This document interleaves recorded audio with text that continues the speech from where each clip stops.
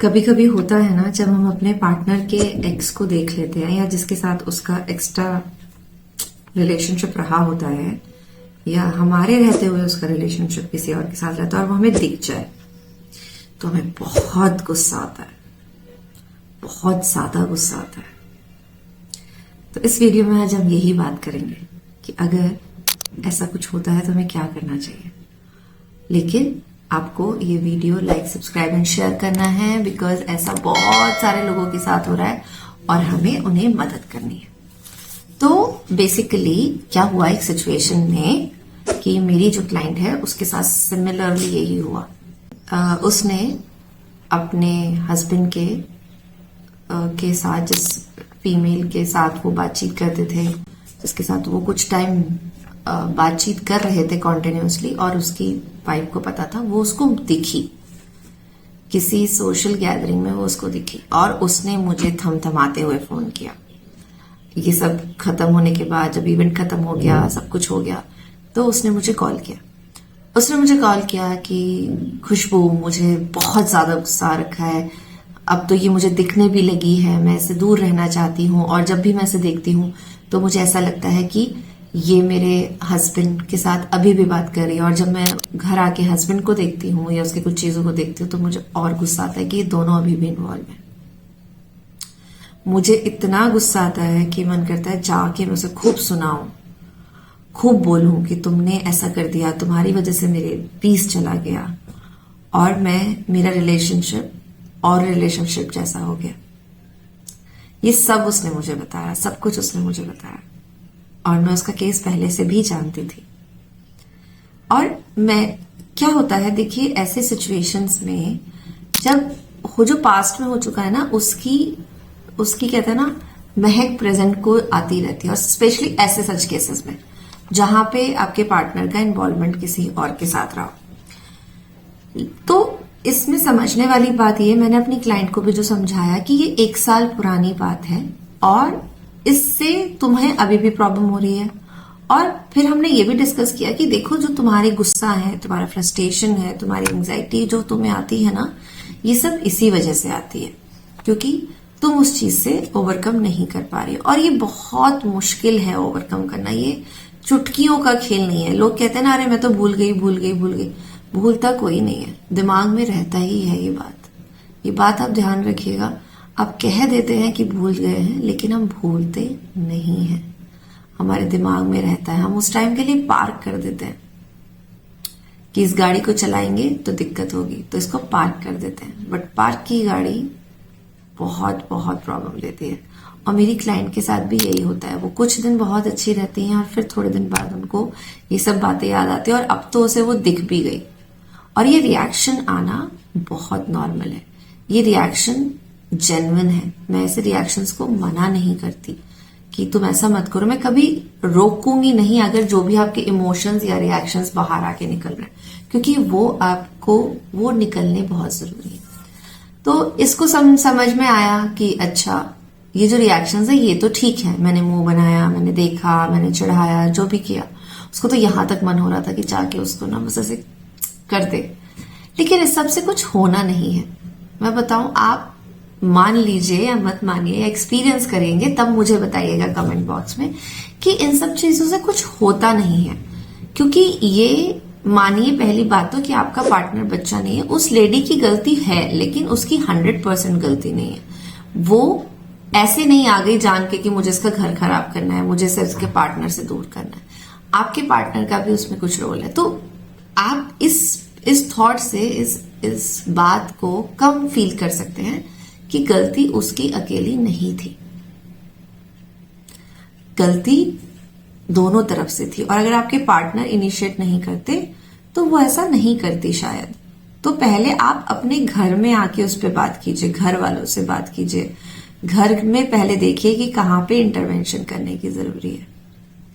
और इससे आपको ये मदद मिलेगा कि आप उसके लिए थोड़ा हेटरेट कम हो जाएगा।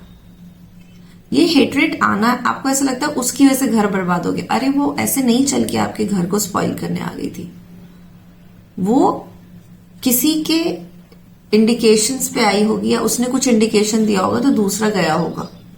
ये मैग्नेट रिएक्शन है। ऐसे नहीं होता कि आपका घर चिंबक लगा हुआ है वो आ जाएगी, और आपका पति यूनिवर्स में सबसे अलग है तो वो आपका घर स्पॉइल करने का उसने टारगेट लिया होगा कि आपका घर स्पॉइल करेगी। तो या तो यहां से रिएक्शन गया या यहां से रिएक्शन आया, तो ये चला जाता रहा। और ये कह देना आसान है कि यार आदमी चला जाता है, औरत को सोचना चाहिए, ऐसा नहीं है। हम सबको पता है कि ये अब इक्वल प्रोपोर्शन में है, चाहे मेल है चाहे फीमेल है, ये हो हर जगह रहा है। तो एक चीज जो हमें ये करनी है हमेशा कि हमें इस थॉट को लेके इस चीज को न्यूट्रलाइज करना ही होगा।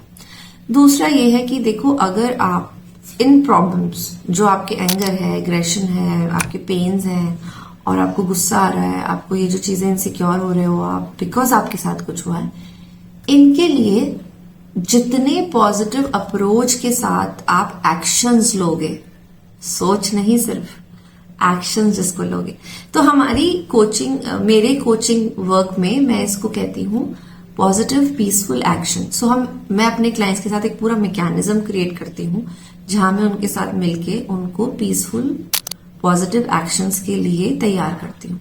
हम पूरी लिस्ट आउट करते हैं कि क्या क्या चीजें वो कर सकती है और उनमें से पहले क्या करना है, दूसरा क्या करना है। क्योंकि क्या होता है, जब हम चीजें सुधारने बैठते हैं ना, तो हम बहुत टारगेट बेस्ड बैठते हैं। अरे आप इस पे काम करना है, जैसे हम मेडिटेट करते हैं ना एग्जाम्पल, तो हम कितना टारगेट बेस्ड बैठते हैं, हम जगह बनाएंगे, हम ये करेंगे, हम। जबकि मेडिटेशन इज एन आर्ट जो आप लिव कर सकते हैं हर मोमेंट को। बट हम ह्यूमंस ऐसे करते हैं कि हम जगह बनाएंगे, हम मैट लाएंगे, हम म्यूजिक चलाएंगे। और ये इनिशियली बहुत जरूरी भी है, मुझसे नहीं होता था तो मैं इनिशियली यही करती थी। लेकिन क्या होता है कि ये अगर आप प्रिपरेशन में ही रह गए, आप चीजें ही तैयार कर रहे हैं, तो एक्शंस कम हो पाते हैं। और इसीलिए हम अपने क्लाइंट्स का एक पूरा लिस्ट तैयार करते हैं एक्शंस का, कि वो इस सिचुएशन में अपने एंगर को कम करने के लिए, अपने स्ट्रेस को कम करने के लिए, अपनी वीकनेसेस पे काम करने के लिए, अपने हस्बैंड से अच्छी कम्युनिकेशन काम करने के लिए वो क्या क्या चीजें एक्शन वाइज कर सकती है। और एक एक एक्शन को हम देखते हैं कि हमें पहला क्या करना है। एक साथ करने से चीजें नहीं होती है, टू बी वेरी ट्रू। एक ही दिन में आपका हिंदी का पेपर भी रख दूं, इंग्लिश का भी रखूं, मैथ का भी रखूं, दैट डजंट वर्क। तो लेट्स फेस द रियलिटी। तो मैंने इसके साथ क्या किया, मैंने यही किया कि हमने लिस्ट बनाई और अब हम एक एक एक्शंस पे काम कर रहे हैं। देखिए, लाइफ में स्पेशली रिलेशनशिप में कोई भी चैलेंज आ सकता है।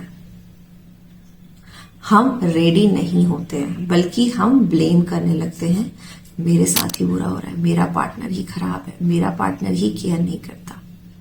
बाहर निकल के देखो, बहुत सारी लोगों की लाइफ में बहुत सारा क्योस है, लेकिन उनका क्योस ठीक करने की बजाय अपने रिलेशनशिप को अगर आपने ठीक कर लिया, अगर आप उस इंसान के साथ रहना चाहते हैं और उसको ठीक कर लिया, तो आप विनर हैं। और अगर आप छोड़ना चाहते हैं तो भी अगर आप पीसफुली छोड़ पाते हैं तो आप विनर हैं। क्राइसिस में बुरे मन से लोगों अपने आप परेशान होके दूसरे को परेशान करके कुछ नहीं मिलता है। हमने सबने सुना है कि यहाँ का चीज यहीं रह जानी है, तो यहाँ की जो प्रॉब्लम्स है ना, उनको सॉल्व करके ही जाएं तो ज्यादा अच्छा है। मैं ऐसे बहुत सारे कपल्स को जानती हूँ जहां सिर्फ लॉ बेसिस बातें होती हैं, मेरा हक है, मेरा ये है, तूने गलत कर दिया, तुमने गलत कर दिया। मैं हर उस लेडी से पूछना चाहूंगी कि क्या शादी के बाद आपको कोई इंसान अच्छा नहीं लगा? आप गए नहीं, वो बात अलग है, लेकिन आपको कुछ एक चीज किसी की अच्छी लगी होगी। इसका मतलब ये नहीं है कि आपके पार्टनर ने गलत किया। इसका मतलब ये सिर्फ एक समझने के लिए मैं आपको एक पर्सपेक्टिव दे रही हूँ कि ऐसा होता है। बट अगर इसकी इंटेंसिटी बढ़ रही है कि वो आपसे झूठ बोल रहे हैं, आपसे निकल रहे हैं, हाथ से निकल रहे हैं, वो आपको नाइट आउट्स जा रहे हैं, वो आपके साथ, और वाइस एंड वर्सा, फीमेल भी जा सकती है, तो बहुत स्ट्रॉन्ग इंटरवेंशन करने की जरूरत है। ये मैं आपको पूरी तरह अवेयर भी कर रही हूँ, सजेस्ट भी कर रही हूँ और आपके सपोर्ट में भी हूँ। तो आपको कभी भी मुझसे सपोर्ट चाहिए, कमेंट बॉक्स में लिखिए आई नीड हेल्प, बात कीजिए मुझसे और अपने रिलेशनशिप को ठीक कीजिए। Plus there is a link in the description जहां पे आप मेरा डायरेक्ट कॉल बुक कर सकते हैं। तो ज्यादा आपको मुझ तक पहुंचने के लिए बहुत मेहनत नहीं करनी है, लेकिन मेहनत करनी है। बहुत सारे लोग हैं देखते हैं लेकिन सोचते हैं अरे सब ठीक हो जाएगा, चीजें ठीक नहीं होती, उन पे काम करना पड़ता है। So I bless you all for your good relationship and wish lots of harmony in your relationship.